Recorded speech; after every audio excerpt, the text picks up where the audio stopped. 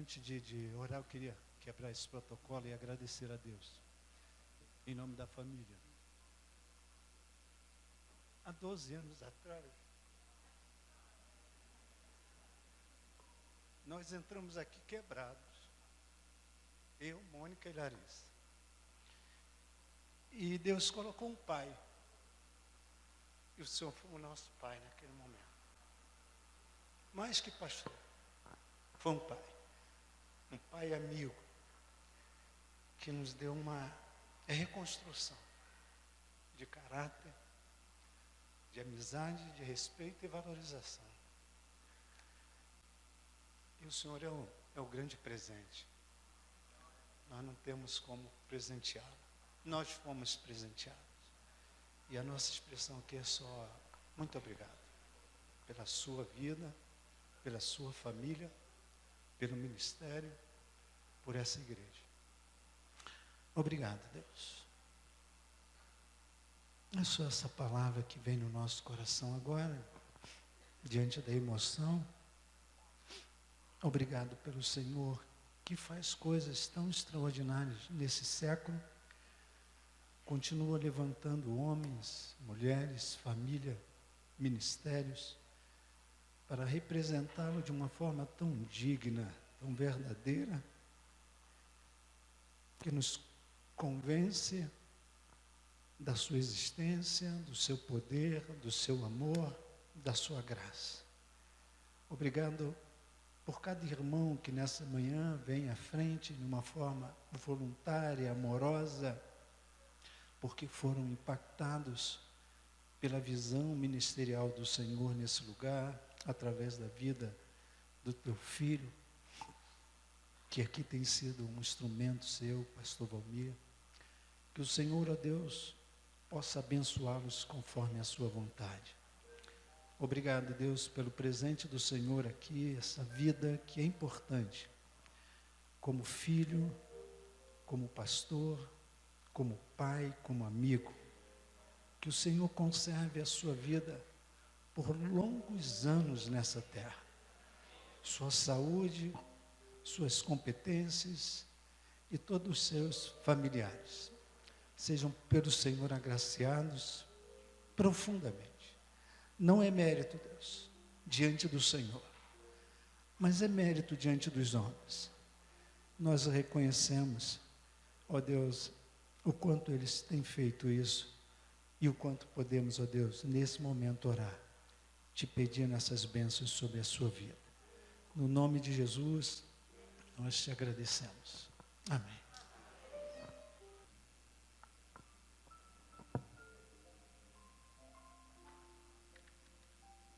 Graça e paz, queridos. Muito bom dia. Vamos abrir nossas Bíblias no livro de Atos, capítulo 26. Nós vamos ler os versículos de 13 em diante do livro de Atos, capítulo 26. Privilégio para nós estarmos aqui nessa rica, doce oportunidade, revendo vários colegas, vários irmãos que nos honram e podendo glorificar primeiramente a Deus pela vida do nosso pastor e honrar, como bem disse a irmã que veio aqui à frente, leu o livro de Romanos, honrar quem merece honra. É claro que primeiramente toda a honra e toda a glória pertence ao Senhor, e o nosso próprio pastor ali no gabinete admitia isso, dizendo que ele não entende o ministério dele senão pela graça do Senhor. Mesmo sentado, querido, acompanhe essa leitura que eu vou fazer de Atos, capítulo 26, de 13 em diante. Amém, queridos? Ao meio-dia, ó rei, vi no caminho uma luz do céu que excedia o esplendor do sol, cuja claridade me envolveu a mim e aos que iam comigo. E caindo nós todos por terra, ouvi uma voz que me falava em língua hebraica, dizia: Saulo, Saulo, por que me persegues? Dura coisa te é recalcitrar contra os aguilhões. E disse eu: quem és, Senhor? E ele respondeu: eu sou Jesus a quem tu persegues. Mas levanta-te e põe-te sobre os teus pés, porque te apareci por isto, para te pôr por ministro e testemunha. Repita comigo. Para te pôr por ministro e testemunha, tanto das coisas que tens visto, como daquelas pelas quais te aparecerei ainda, livrando-te deste povo e dos gentios a quem agora te envio, para lhes abrires os olhos e das trevas os converteres à luz, e do poder de Satanás a Deus, a fim de que recebam uma remissão de pecados e herança entre os que são santificados pela fé em mim. Por isso, ó rei Agripa, não fui desobediente à visão celestial.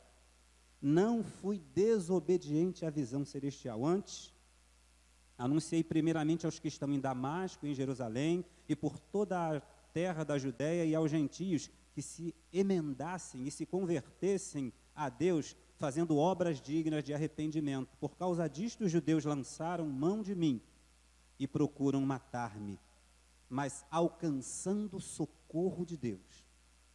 Alcançando socorro de Deus. Ainda até o dia de hoje permaneço dando testemunho tanto a pequenos como a grandes. Eu queria abrir um parênteses aqui, um dia desse estava com um grupo de pessoas.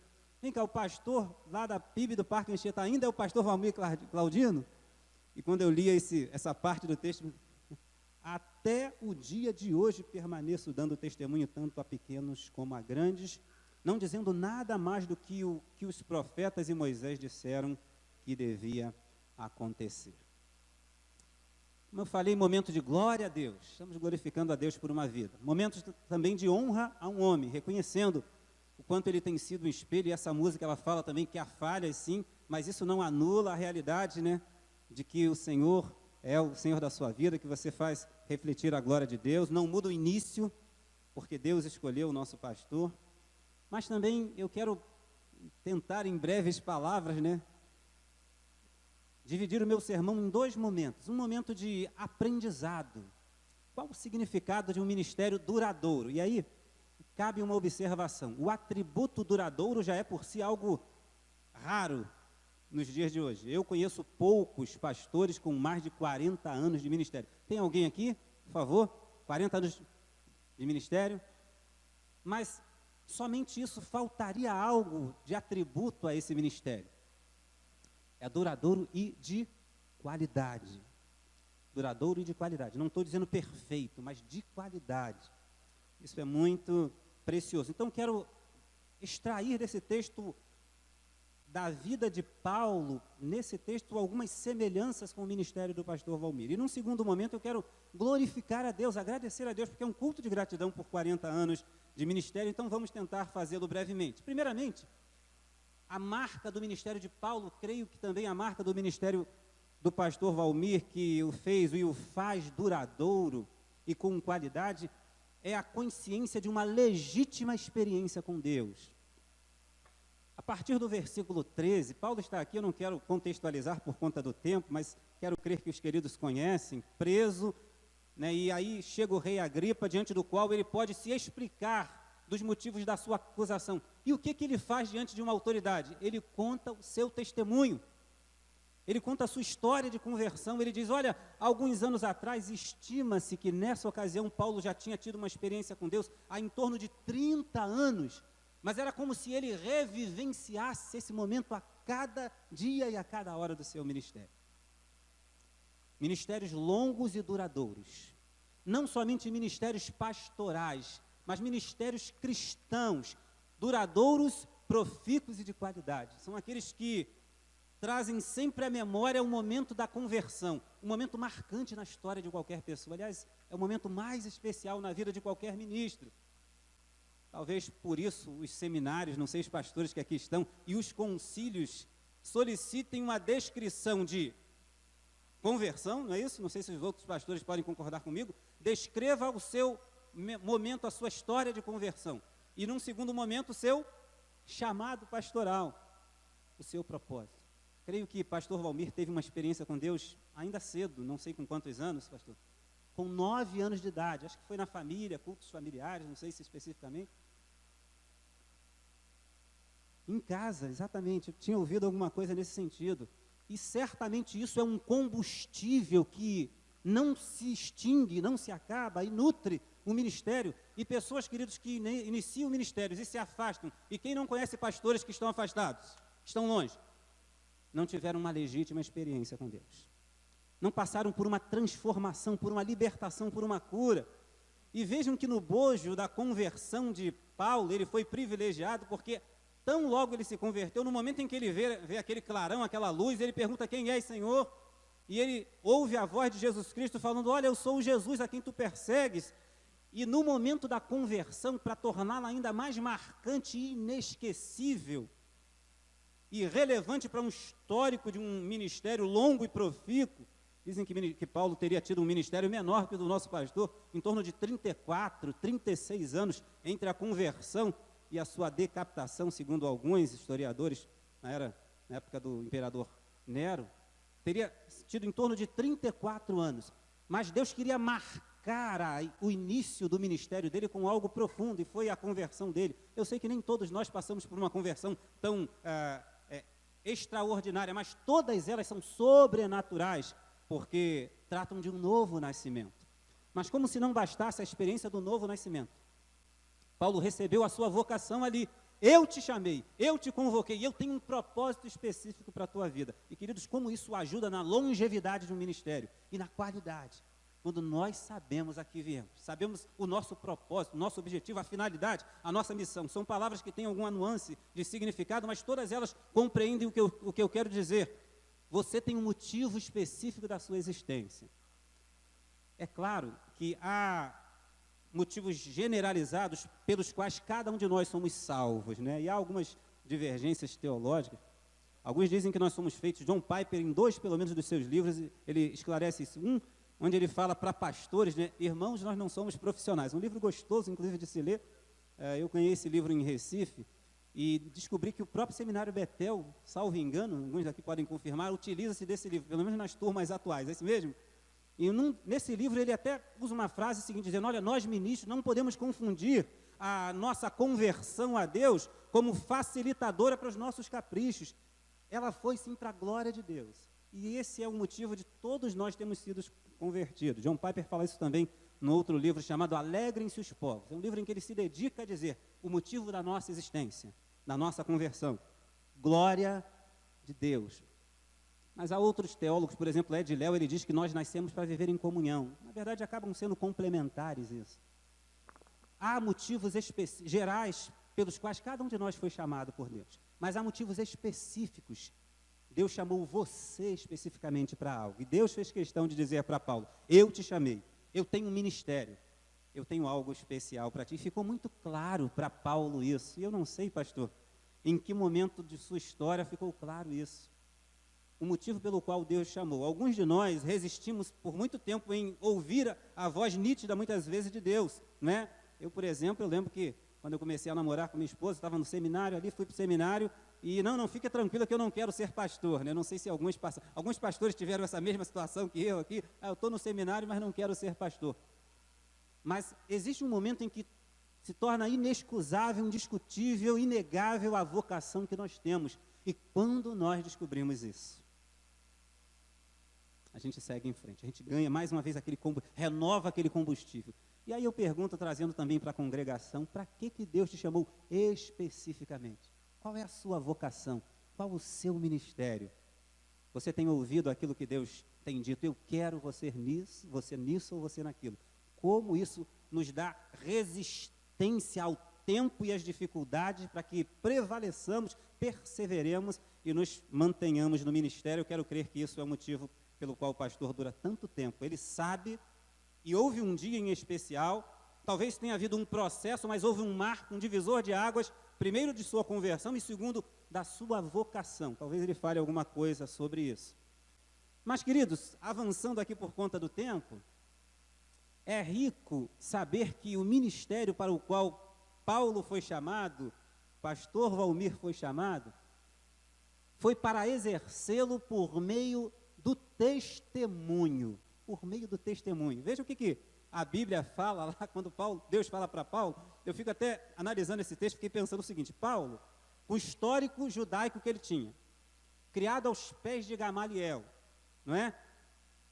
doutrinado, com o conteúdo filosófico que ele tinha, os irmãos já perceberam os textos paulinos, ele poderia ter sido convocado: Paulo, eu te convoquei para ser um grande teólogo, e seria muito bem sucedido, concorda? Paulo, eu te convoquei para ser um missionário. Paulo, eu te convoquei para ser um mestre do púlpito. Parece que esse, segundo alguns comentaristas, não teria sido um dos melhores dons de Paulo, né? Porque Eutico, ficou ouvindo Paulo, parece que ele falava de maneira tão monótona que ele dormiu e caiu e, né, veio. Então parece que Paulo não tinha aqueles estilos de pregador que bate no púlpito, que mantém a plateia ligada. Mas Paulo poderia ter sido chamado para várias coisas para exercer o seu ministério. Mas olha que coisa intrigante. Eu te apareci para que você seja minha testemunha. Queridos, eu quero me deter um pouquinho nisso, porque essa palavra testemunho pessoal, testemunha, ela traz em sua essência algumas questões, mas eu quero destacar pelo menos duas aqui. Martiria ou martíria é uma palavra que fala de alguém que testemunhou, testificou algo, e por conta disso ele está sendo chamado a falar daquilo que viu a respeito de um caso que está sendo julgado. E no seminário, na minha época, não sei se no Betel, pastor, na sua época, diziam que seminarista não prega, dá testemunho. Como que até desfazendo da ideia de um seminarista. Quando, na verdade, o testemunho é muito mais rico que uma pregação, porque muito bem foi falado pelo pastor Jackson. É lá, aquilo que nós ouvimos lá no quarto, é aquilo que nós recebemos de Deus em oração. Não sei se o César, Gláucia, irmã Leni, conhecem essa situação do próprio pastor buscando de Deus algo para falar, algo para testemunhar, buscando ter experiências pessoais com Deus para poder transmitir. Até porque, queridos, ninguém dá o que não recebe, o que não tem. Pastor Samuel Gil, ele dizia que nós somos cisterna, Deus é fonte. Quando Paulo é chamado a testemunhar, é como se Deus estivesse falando para ele o seguinte: Paulo, você tem que falar das coisas que você vai receber de mim, que você vai experimentar comigo. E, queridos, quão rico é um púlpito que fala daquilo que recebeu de Deus, né? Eu teria algumas coisas muito interessantes para falar, mas eu tive uma experiência, vamos dizer, interessante. Eu estava num seminário CAL, da Igreja Presbiteriana H2O em São Paulo. O seminário era de quinta a domingo. E no sábado à noite, botaram os pastores de Recife todos no mesmo quarto, eu não conhecia nenhum. E aí, no sábado à noite, o pastor disse: rapaz, o meu voo amanhã vai chegar 1 hora antes do culto, e eu ainda não preparei o sermão. E aí um outro falou: rapaz, pega qualquer coisa do Hernandes aí, o cara é bom demais, eu prego só os sermões dele e a minha igreja fica babando. E aí eu, na hora, né, falei: Hernandes, aí, Hernandes Dias Lopes, realmente um excelente pregador. E ele: eu também prego os sermões dele. E aí eu fiquei refletindo sobre aquilo, não que isso seja de todo negativo. Pastores, por favor, não estou condenando aqueles que aprendem com alguém que também aprendeu de Deus. Mas isso precisa ser a sua experiência pessoal com Deus. Você pode até ouvir um sermão, e eu já confidenciei aqui, sermões preciosos do pastor Valmir, que me impactaram e se tornaram a minha experiência pessoal, que eu levei para a igreja que eu pastorei em Recife, claro, dando a minha roupagem, né, pegando um ponto. Mas ministérios profícuos e duradouros são aqueles onde você aprende, tem experiências pessoais com Deus e transmite isso. Ainda que por meio de uma leitura, não estamos negando isso, por meio de um outro sermão. Mas Deus, Ele nos fala em todo momento. É lógico que existem momentos especiais, aquele quarto, né, de oração, de choro, de leitura, de pesquisa, sites em que nós buscamos alguma informação, mas desde que isso seja o nosso testemunho, aquilo que nós vimos. E não há nada mais precioso, querido. Não há nada mais impactante, mais convincente do que aquilo que Deus fala aos nossos corações. Aliás, quando Deus nos fala, como disse muito bem um certo teólogo, nós não precisamos ter que falar algo, nós temos algo para falar. E aí o povo se alimenta. Por que nós nos alimentamos com muitos sermões do pastor Valmir Claudino? Porque ele tem sido testemunha. Aliás, quando nós não temos muitos testemunhos, por que muitos ministérios não são duradouros? Que o pastor não recebe muito, não vai buscar na fonte, não aprende muito de Deus, não tem muito testemunho a dar, e aí daqui a 5, 6, 10 anos tem que ir embora para outra igreja, porque não tem mais o que falar, não é? Muitas vezes, nem sempre é assim, né? Às vezes Deus manda para outro lugar mesmo, Deus convoca, mas não há nada mais precioso do que falar daquilo que nós mesmos experimentamos. Aliás, esse foi o segredo de Pedro, porque disse assim: eu não posso deixar de falar do que eu tenho visto e ouvido. João, ao introduzir a sua primeira carta, ele diz, olha o que vimos com os nossos próprios olhos, as minhas mãos apalparam. Era como se ele dissesse, eu estava no monte quando ele transfigurou, eu estava no rio, no mar, quando ele falou, aquieta-te. O que minhas mãos apalparam do verbo da vida, é isso que eu falo para vocês, como quem diz, eu estou testemunhando aquilo que eu tenho experimentado. Isso dá testemunho, isso dá ministério com qualidade, com durabilidade. E a palavra testemunho também tem um outro significado, tenho que correr aqui, eu sei que a Cleide já está me olhando aqui, que é a disposição para o sacrifício, para a própria morte, queridos. Quem testemunha, especialmente naquela época, se o seu testemunho fosse desagradável, poderia pagar com a própria vida. E um ministério duradouro de qualidade é aquele onde o testemunha, o pregador, o ministro, ele está disposto a pagar o preço necessário. E por isso ele tem que ser obediente. Paulo, no versículo 16, ele diz o seguinte, 19, por isso, ó rei Agripa, não fui desobediente à visão celestial. Queridos, sabe o que marca o sucesso de um ministério? Não é tanto a igreja cheia, embora isso seja uma boa evidência, seja bom, talvez seja uma consequência. Não é tanto grandes milagres, né? Mas é a obediência. Quando você se converte, recebe uma missão de ser testemunha, e você se submete a essa missão, esse ministério de per si já é bem sucedido.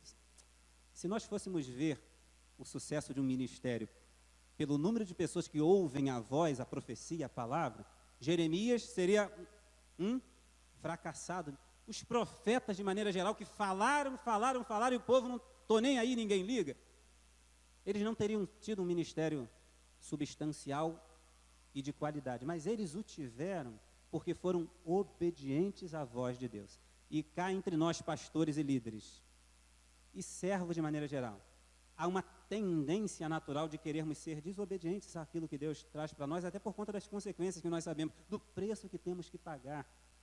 E eu acredito que há mais de 40 anos, ao receber a vocação, o pastor Valmir disse, Senhor, como dizemos lá na caserna, missão dada, missão cumprida.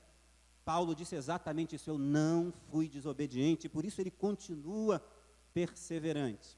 Eu diria que esses são os motivos do sucesso do pastor Valmir Claudino, como foram o motivo do sucesso de Paulo, apesar de todas as lutas e dificuldades. Eu já quero concluir falando dos motivos de gratidão, que na verdade são o complemento do que eu acabei de falar, queridos. Na medida em que você tem uma experiência legítima com Deus, na medida em que você tem uma convicção, uma clareza de propósito de missão, que é ser testemunha, falar daquilo que você aprende com Deus, e não apenas ser um repetidor, como diz o pastor Wagner.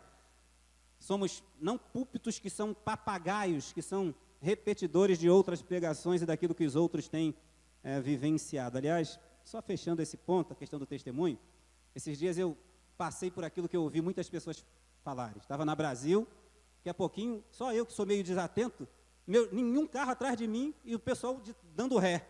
Nego abrindo porta do carro, saindo, meu Deus do céu. E aí ré, família deitando, minha filha, minha esposa. E aí minha filha, manda para os grupos aí, tiro, saindo ali perto do Guadalupe Shopping. Graças a Deus conseguimos entrar ali. E aí eu mandei o WhatsApp dizendo, eu não estou repassando, sou eu mesmo estou aqui. E estou ouvindo os tiros, estou vendo os carros voltando, o pessoal abandonando o carro no meio da Brasil. Quando você fala do que você vivencia, isso dá credibilidade. E por isso que o pastor tem tido esse resultado em seu ministério. Mas 2 últimos pontos que eu quero trazer rapidamente para fechar, queridos, é que vale a pena. Por isso nós podemos agradecer a Deus nessa manhã pelo ministério do pastor Valmir Claudino. Primeiro, pelos resultados desse ministério. Vocês veem que quando Paulo está falando para Agripa, ele diz, olha, eu recebi de Deus uma vocação para abrir os olhos aos cegos, para tirar pessoas das garras de Satanás. E nós vimos alguns testemunhos aqui, e queridos, eu gostaria de ter tempo para relatar algumas pessoas que têm chegado a mim, inclusive Brasil afora. Eu já contei aqui, né, de um casal, eu fui hospedado lá no Rio Grande, lá na ponta do país, sul do país, e quando fui ouvir o testemunho do casal, se converteram por conta da Igreja Batista no Parque Anchieta. Então, é gratificante, pastor, apesar das lutas e dificuldades, apesar, né, das noites que nós cantamos aqui, né, dias ensolarados, mas noites escuras, né, apesar disso tudo, nós estamos aqui agradecendo a Deus, porque vale a pena ter um ministério duradouro. Eu ouvia um pastor adjunto da Igreja Batista do Caxambi falando, nos 48 anos do ministério, o pastor de lá, que foi agora, semana passada, o pastor Tiago, ele dizia o seguinte: padeiro se fere com forno quente, se queima. Florista se espeta com os espinhos da flor, não é? O ferreiro se fere com ferro. E pastor se fere com pessoas, com ovelhas. E eu acredito que muitas vezes, talvez até eu, né? Às vezes eu gosto de um meia-culpa aqui, mas hoje eu não vou fazer isso não, minha família já me chama a atenção. Mas muitas vezes nós somos espinhos no ministério de um pastor. Mas vale a pena 40, 50 anos de ministério por conta dos resultados do produto, daquilo que são vidas libertas e transformadas, famílias orientadas, como o casal acabou de dar o testemunho. E finalmente, porque durante toda a jornada, sem exceção, Deus livra, Deus protege, Deus ajuda, Deus é socorro bem presente, como diz o salmista, né? Muitas são as aflições do justo, mas de todas o Senhor livra. Paulo diz no versículo 22, mas alcançando o socorro de Deus, ainda até o dia de hoje, eu quero concluir com esse versículo, né? Comentando esse versículo, permaneço dando testemunho, tanto a pequenos como a grandes. Quantas ameaças ao ministério do pastor Valmir Claudino? Meu pastor até falava ali, pastor é muito bonzinho conosco, né? Não, a igreja está assim porque a igreja é boa, não é porque eu sou pastor. A gente fala e a igreja, ela atende. Irmãos, ele até exemplificou aquele jeito pastor, né? Não, a gente fala e a igreja atende. Mas eu acredito que já houve um momento de rebeldia também. Se não da igreja como um todo, de alguns membros, houve um momento de dificuldade. Quantos desafios, mas Deus foi socorro presente. Eu confesso que eu pedi ao César, a memória já não é tão boa, né? César, me diz algumas coisas aí que aconteceram. Ele, Ricardo, você está aí desde os seus 14, 13 anos, conta alguma coisa que você passou, que você conhece. E uma das coisas que eu lembro, né, é que no casamento, na verdade o pastor me lembrou um dia desse, a gente conversando, casamento de Jaque e Márcio. Casamento, a festa, acabou a celebração, a festa correndo lá embaixo, e de repente o pastor é abordado no gabinete por um homem armado, né, que queria roubar as máquina fotográfica, chama o fotógrafo, chama o pessoal que tem câmera, e o pastor ali como tipo refém no gabinete. E o pastor está aqui. Eu fui olhar no Google o percurso que o pastor e família fazem. Tem misericórdia, né, irmã Leni? Daqui para casa. Irmãos, é um campo minado. Eu vi, não sei se é isso exatamente, 19 quilômetros. Não sei quantas vezes na semana. Durante 34 anos de ministério aqui. Aqui na igreja. Ah, na igreja? Para mim era 40 só de ministério. Estou mal informado. Falaram que era 40 de ministério, não sabia que era só na igreja, desculpa. Então são 43, se não me engano, de geral, né? Irmãos, 40 anos passando por esse campo minado. Só pode ser isso que Paulo falou aqui. Alcancei socorro de Deus. Já houve algumas abordagens aí na estrada, pastor? Já? É que eu desculpa, irmão, fiquei 20 anos fora do Rio, e aí não me atualizei, né? Quantas abordagens, socorro de Deus. Irmãos, para finalizar, quantas investidas de Deus contra a vida do próprio pastor, contra a vida da família, contra o ministério do pastor. Alguns pastores não chegam a tanto tempo de ministério, nem de ministério em uma igreja local, nem de ministério pastoral. Largam o terno, largam o ministério, porque não confiam no socorro, não experimentam o socorro de Deus. E queridos, eu quero dizer aqui na ordem, César, por favor, presente? César Claudino, Gláucia, estão aqui? Deixa eu ver se... Gleide, Luciana, Emerson, estão todos na casa do Senhor? Socorro de Deus.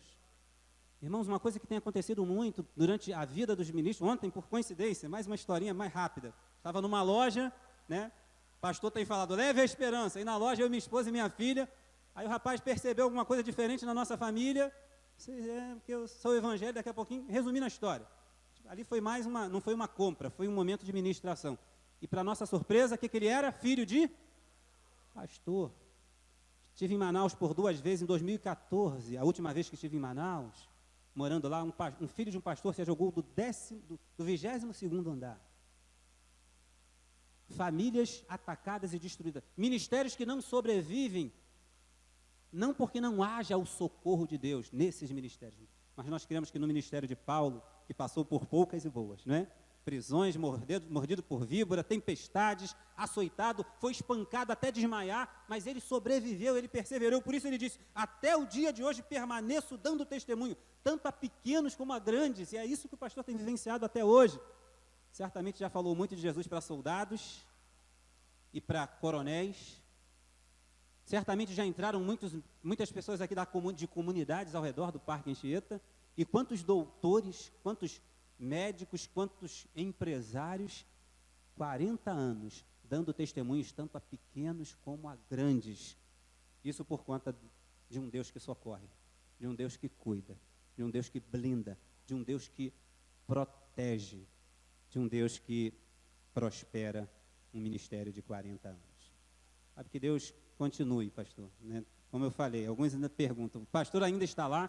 E que assim seja até o momento que Deus entender que encerrou o ministério do pastor Valmir nessa igreja e nessa terra. Que Deus, pois, nos abençoe.